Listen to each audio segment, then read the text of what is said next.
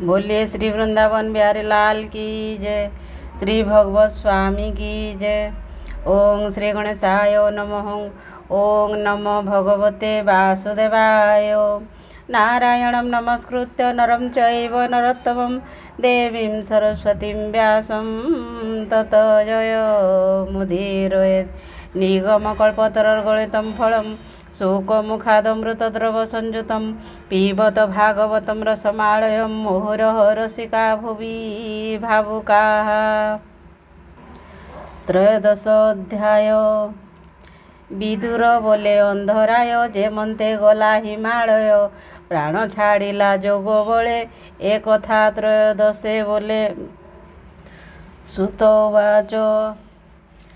विदुर तीर्थयात्रा क्रमे मिलिले मैत्रेय आश्रमे केते हैं दिन तहीं रही आत्मार तत्व ज्ञान पाई हस्तिना नगरे विश्वासे मिलिले धृतराष्ट्र पासे जानिबा पाई तार गति स्वभावे साधु धीरमती मैत्रेय आगे जेबा प्रश्न करि पाइले आत्मज्ञान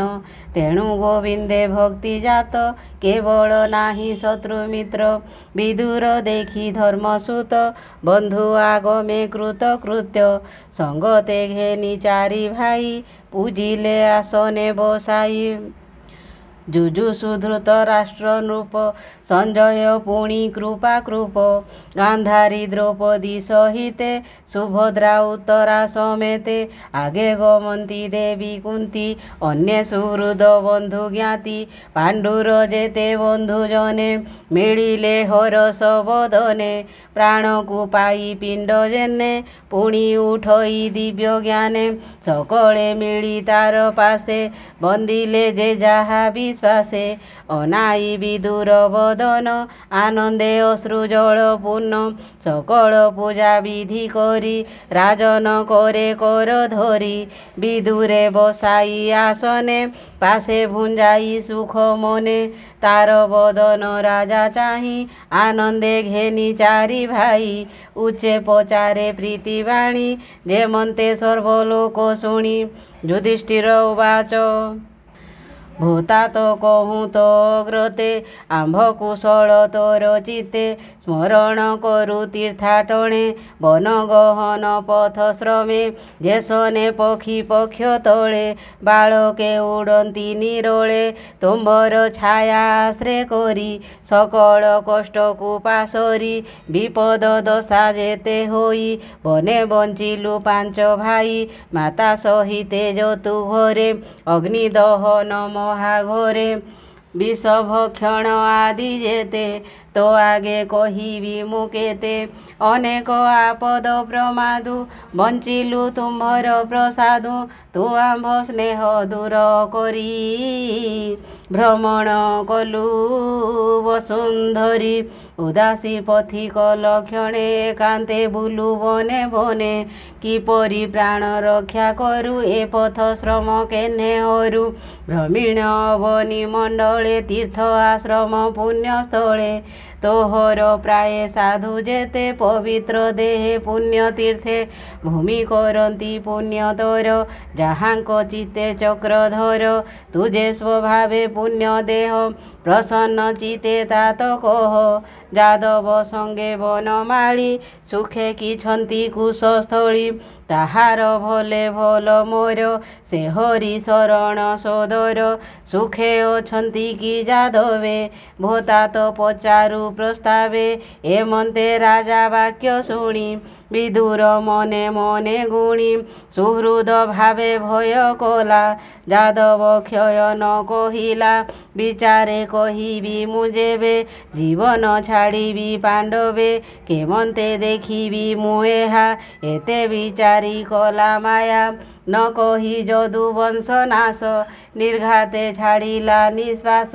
ऊर्ध्व बदने से विदुर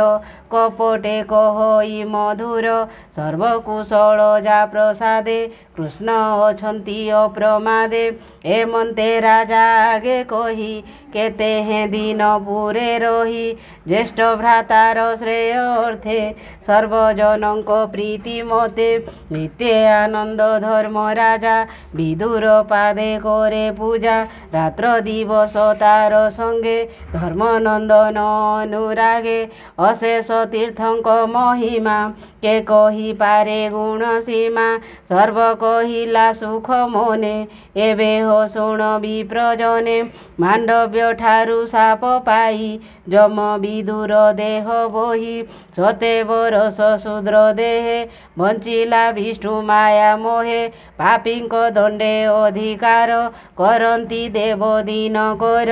कुल रक्षक परीक्षित जानी निश्चिंत धर्मसुत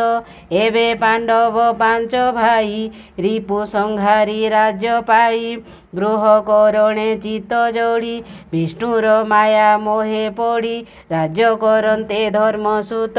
मिलिला काल विपरीत केही न जाने गति तार स्वभावे अव्यक्त ईश्वर धूमे पूरिला दश दिश विदुर देखी पाई त्रास बसिला धृत राष्ट्र पासे ज्ञान से कहई विश्वासे हे भ्रात शुण मो उत्तर चल तु बेगे तेजीपुर काल मिलिला भयंकर दिश आकाश अंधकार एथकु प्रतिक्रिया नाही अव्यक्त रूप जार देही द्वापर जुग शेष हेला एकली काल प्रकाशिला आंभर प्राण ए हरिव एहाकु केबा निबारिव जन संपद मोहि तोळे संहार करिब ए बळे देव दानव महाबल वृद्ध प्रतापी जुबा बाळ जाहार दर्शन मात्रे कदली पत्र जेह्ने बाते भये कंपन्ति थर हर कातरे नेत्रु बहे नीर अनित्य ए मनुष्य देही सार ए हार किछि नाही जे हुए विमुक्त बंधन जे हुए विमुक्त बंधन ताहाकु बोली महाजन देख तुम्भर कर्म फल नासिले भ्रातृपुत्र कूल आयुष तोर शेष हेला मरण निकट होइला अति दुखित वृद्ध देहे तोर निवास पर गृहे विशेष चक्षुहीन तुही बधिर बुद्धिहीन होई विशीर्ण दंत तोधर कफे जड़ित कंठस्वर अंतरे अग्निमंद होई अन्न भोजन न जिरई प्राणी जीवित आशा जेते केताकु करिब आयते जेउ भीमर गदाघाते समरे मोले तोर सुते तार वर्जित पिंडे आशा स्वानर प्राये तो भरसा कुमती जन संगे भाली तोर कुमरे कले कोली पांडुर पंचपुत्र मारी भुंजीबे बोली राजशिरी दुष्टंक संगे विचारिले भीमंकु विष लडू देले से भीम केबे हेन मला ताहाकु गोविंद रखिला जतुर घरे अग्नि देले से बेले पांडवे न मोले पुणी कपट पोषा करी धन संपद राज्य हरि द्रौपदी केश धरी बोले विवस्त्र कले सभा तले ए आदि जेते कर्म कले तू ताहा जानिअछु भले से कि ताहार चितु जीव मनुष्य जन्मर स्वभाव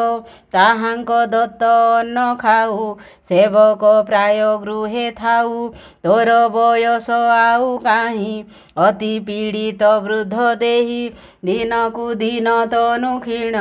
जेसने पुरुणा बसन ए देहे विरक्त जे जन से प्राणी विमुक्त बंधन अनित्य नर कले वर भितरे किछि नाही सार एहा विचारी जोग बोले हरि भकत संग मेले निर्वेद होई चले बन से प्राणी पुरुष उत्तम तु बुद्ध जनक उत्तम एबे तु छाड़ मति भ्रम उत्तर पथे चल बेगे पत्नी समेते मोर संगे मुहि उदासी पणे बने से बीबी तोते अनुक्षणे देख ए काल भयंकर सत्व हरिब प्राणीकर एमन्ते विदुरर बाणी से अंध धृत राष्ट्र शुणी तक्षणे मोह जड़ छाड़ी वन गमने चित्त बढ़ी विष्णुर माया करी दूर नवरु होइला बाहार पतिर वनवास कथा शुणी सानंदे पतिव्रता विदुर कंधे देई कर नगरु होइला बाहार मन आनंदे बेनी जने पशिले हिमालय बने क्षत्रिय जेन्हे महायुद्धे पशई मनर सानंदे एबे हो शुण मुनि बोरे धर्मनंदन निज घरे संध्यादि नित्य कर्म सारी अग्नि पूजन दान करी गुरु बंदन पूजा अर्थे गृहे पशिले कृत कृत्ये गुरु भुवने जाई मिली हस्तरे घेनी अर्घ्य थाली हस्तरे घेनी अर्घ्य स्थाली तक्षणे देखी शून्य घर कातर मने नृपवर पूछिले संजय को चाही मो गुरु जने गले काहीं केही जे न शुणे वचन भये चाहंती छन छन पुणी बोलंती जने चाही तात जननी गले काहीं विदुर नाही मोर पासे तात जननी मन दिशे लोचने न दिशई पथ दैवे बयसे वृद्धत्व पुत्रंक मरणे दुखित केवण देशे उपगत न पुण पुत्र शोक काले प्राण छाड़िले गंगा जले बंधु सुहृद पुत्र नाशे मोर जननी तात त्रासे दुख सागरे निमज्जिले मोर दुष्कृत कर्म कले सुत उवाच।